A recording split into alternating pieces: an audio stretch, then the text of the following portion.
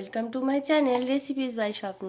তো বন্ধুরা, অনেক দিন পর তোমাদের সামনে আমি আবার একটা রান্নার রেসিপি নিয়ে চলে এসেছি। তো অনেক দিন ভিডিও দেওয়া হয়নি, তো সবাই প্লিজ ভিডিওটা পুরো দেখো, কেউ স্কিপ করো না। তো আজকে তোমাদের জন্য নিয়ে চলে এসেছি পটল চিংড়ি রেসিপি। তো দেখো আমি ফার্স্টে কী নিয়ে নিয়েছি, ভিডিওটা বেশি বড় করব না।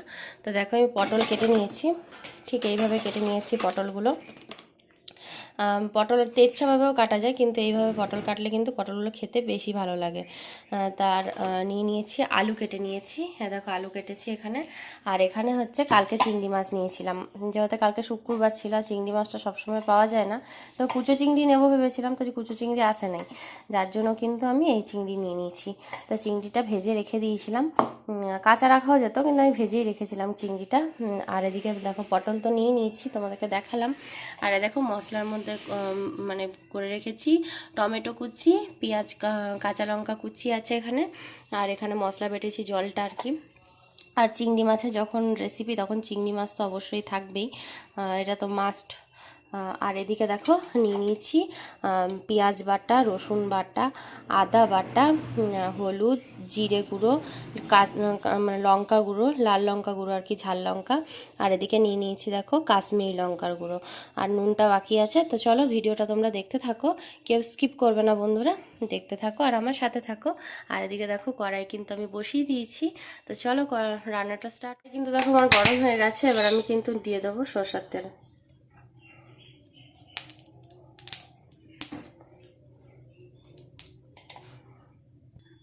দেখো এদিকে কিন্তু আমার তেলটা গরম হয়ে গেছে, আমি এবার তেলের মধ্যে ভেজে নেবো পটলগুলো।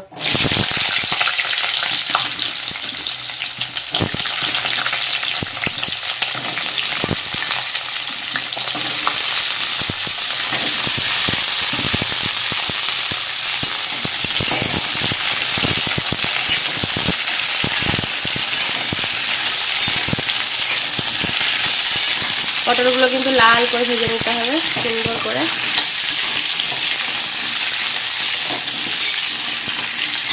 দেখো পটলগুলো ভাজা হচ্ছে এখনো, তা একটু ভাজা হবে, যেহেতু এখনো সবুজ সবুজ রয়েছে। একটু ভালো করে পটল না ভাজলে না, পটলের একটা কেমন বিচ্ছিরি যেন গন্ধ ছাড়ে, সেই জন্য একটু ভালো করে ভাজবো।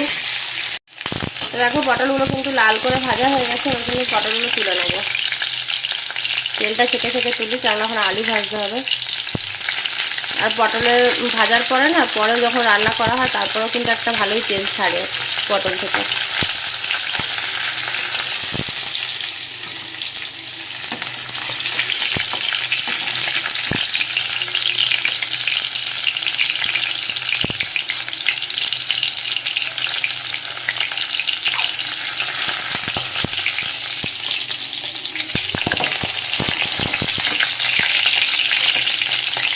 পটলটা ভেজেছি বলে দেখো তেলটা কিন্তু একদম কালো হয়ে রয়েছে। এরপরে কিন্তু ওই তেলে কিন্তু আমি আবার আলুগুলো ভেজে নেবো।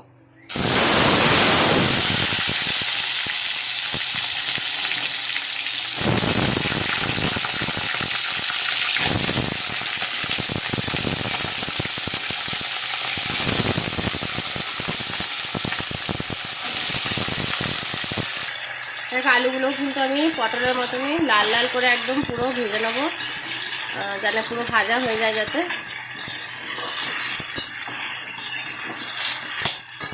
দেখো অনেকগুলো আলু কিন্তু ভাজা হয়েছে, এখন অনেকগুলো হয়নি, তাই এখন একটু ভাজতেই থাকবো। আলু ভাজতে না অনেকটাই সময় লাগে, আর অনেকটাই আলু, সেই জন্য একটু টাইম লাগবে ভাজতে। আলুগুলো কিন্তু ভাজা হয়ে গেছে, এরপর কিন্তু আমি একটা ছাঁচার সাহায্যে নামিয়ে নেবো। ছাঁচার সাহায্যে কেন নামাবো, এই কারণে যে তেলটা না সুন্দর মানে বেরিয়ে যায়, সেই জন্য। আলুগুলো বেশ লাল করেই ভেজে নিয়েছি। পটলে একটু আলু পটল না ভাজলে বেশ ভালো লাগে না।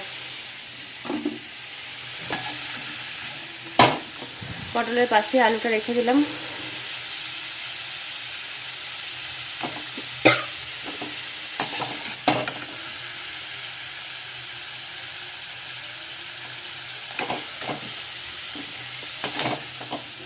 তো দেখো আলুগুলো ভাজার পরে তেলটা কিন্তু গরমই আছে, এর মধ্যে আমি দিয়ে দিলাম তেজপাতা আর গোটা জিরা।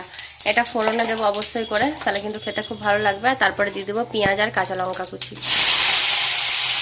পেঁয়াজটা কাঁচা লঙ্কাটা চেরা কাঁচা লঙ্কা, আর পেঁয়াজটা কুচি করে নিয়েছি, অবশ্যই তোমরা এইভাবে কুচি করবে।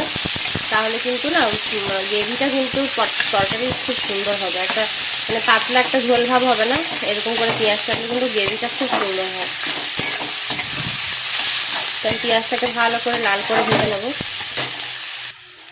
পেঁয়াজটা কিন্তু প্রায় লাল করে ভাজা হয়ে গেছে। এরপর কিন্তু আমি পেঁয়াজের মধ্যে দিয়ে দেবো টমেটোগুলো। দিয়ে দিলাম কেটে রাখা টমেটো।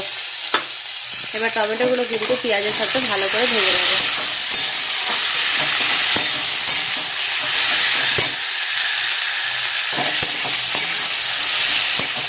টমেটোগুলো একটু গলা গলা হয়ে আসবে ভাজা হয়ে, তারপরে কিন্তু আমি মশলাগুলো দেবো। টমেটোটাকে ভাজতে থাকি। তো দেখো আমার কিন্তু টমেটোগুলো পুরো ভাজা ভাজা হয়ে গেছে। তোমরা দেখেই বুঝতে পারছো যে টমেটোগুলো কিন্তু গলা গলা হয়ে গেছে। খুন্তি দিয়ে চাপলেই কিন্তু দেবে যাচ্ছে। এরপর মশলা দিয়ে কষাতে কষাতে কিন্তু টমেটোগুলো আরও গলে যাবে। তা আমি এখানে তো তোমাদেরকে প্রথমেই বলেছিলাম কি কি মশলা রেখেছি, সেগুলো আমি সব দিয়ে দিলাম।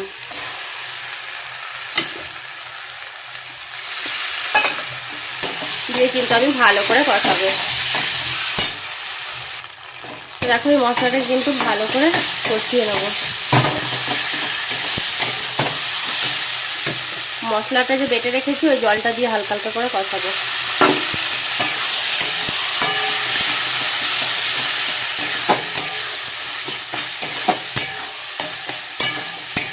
যখন পুরো মশলাটা তেল ছেড়ে যাবে তারপরে ভাববো মশলাটা কিন্তু হয়ে গেছে। এখন তো এই সবে দিলাম, এখন দেরি আছে।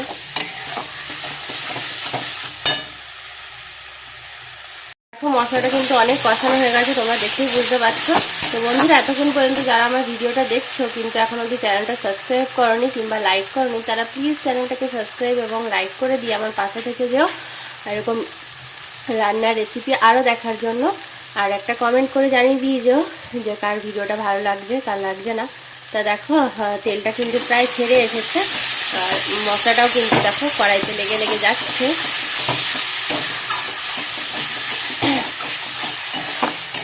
এরপর কিন্তু আমি দিয়ে দেবো চিংড়ি মাছগুলো।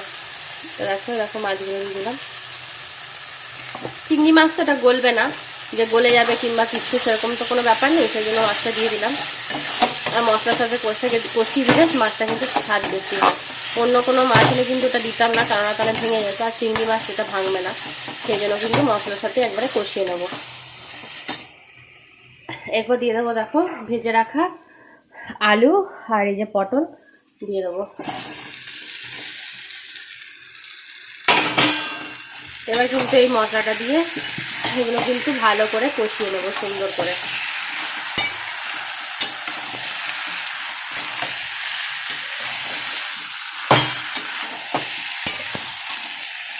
যদিও চিংড়ি মাছগুলো দেখা যাচ্ছে না সেইভাবে, কেননা তরকারি আন্দাজে চিংড়ি মাছটা কম হয়ে গেছে, সেই জন্য দেখা যাচ্ছে না।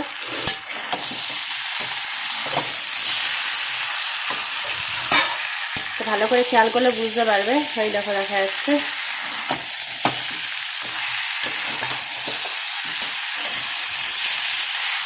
তবে কিন্তু ভালো করে এটা কষিয়ে নেবো। তো দেখো অনেকটা কষানো হয়ে গেছে। এরপর আমি দিয়ে দেবো কিন্তু সস। এখানে 2 চামচের মতন সস দিলাম। খেতে কিন্তু খুব ভালো লাগে সসটা দিলে।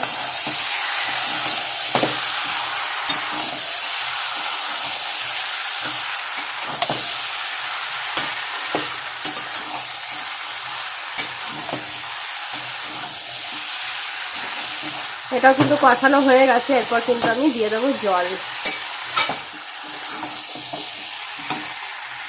তো দেখো আমার কিন্তু পুরোপুরি কষানো হয়ে গেছে। এরপর কিন্তু আমি জল দিয়ে দিচ্ছি। তোমরা চাইলে গরম জলও দিতে পারো, তো আমি গরম জল করা হয়নি, আমি ঠান্ডা জলই দিলাম।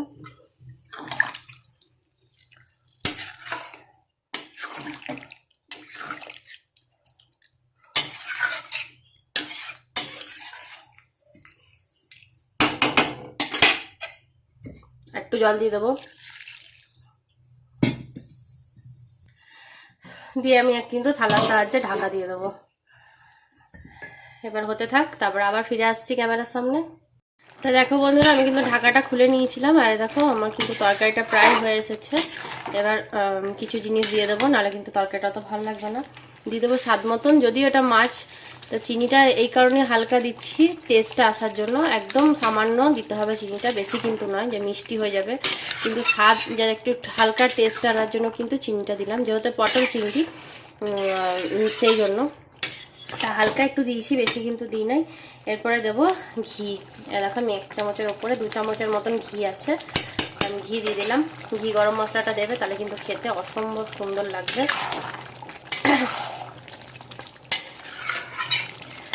ঘি দিলাম, এরপর দিয়ে দেবো শাহি গরম মশলা। তো দেখো কালারটা কতটা লোভনীয় হয়েছে তোমরা দেখে বুঝতে পারছো। এটাতে দিয়ে দিলাম এভারেস্টের শাহি গরম মশলা। তো চলো, আমার কিন্তু একটুখানি 5 মিনিট ফুটে যাবে, ফুটে যাওয়ার পর কিন্তু আমি নামিয়ে দেবো, কেননা তরকারি কিন্তু পুরো রেডি হয়ে গেছে।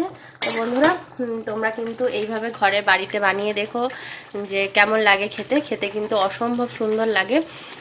তো চলো আমি সার্ভ করে তারপরে তোমাদেরকে দেখাচ্ছি। তো বন্ধুরা, আমার কিন্তু বাটিতে বেড়ে নিয়েছি, সার্ভ করা হয়ে গেছে। তা দেখো কতটা লোভনীয় হয়েছে দেখতে, আর অসম্ভব সুন্দর কিন্তু দেখতে হয়েছে, আর খেতেও কিন্তু অসম্ভব সুন্দর হয়। তা তোমরা এইভাবে অবশ্যই ট্রাই করে দেখবে, আর অবশ্যই আমাকে কমেন্টের মাধ্যমে জানাবে যে ঠিক কেমন লাগলো খেতে। তো বন্ধুরা, আজকের মতন ভিডিওটা আমি এখানেই শেষ করছি। সবাই ভালো থেকো, সবাই সুস্থ থেকো, সবাই সবার পাশে থেকো। সবাইকে টাটা, জয়গুরু সবাইকে, টাটা।